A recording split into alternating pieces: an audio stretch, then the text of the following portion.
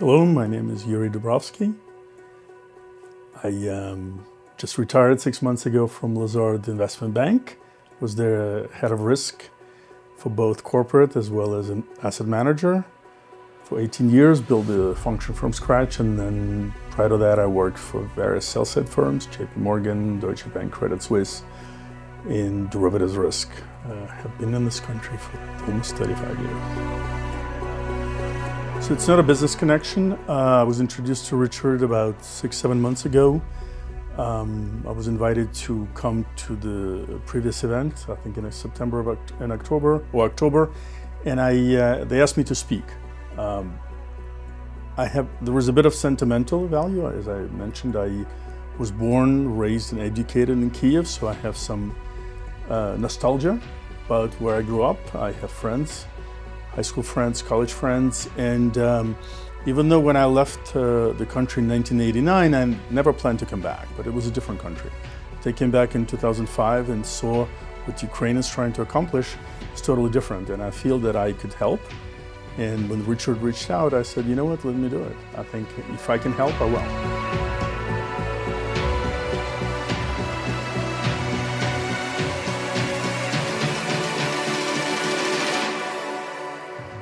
I think, well, number one, I was expecting a bigger audience, but the fact that it was not that big made it much more personal. But the depth of conversations were quite impressive. It was both broad as well as deep. Topics on quantum computing, on artificial intelligence, on building cities, prototyping, environmentally friendly cities. I think all of it was interesting, but the main thing was leadership, creating new layer of leaders in Ukraine, in Eastern Europe, in Central Europe, that can actually take Ukraine and other countries forward into the 21st century. Believe in yourself. Stay principled. If you were on my panel, I was mentioning my father.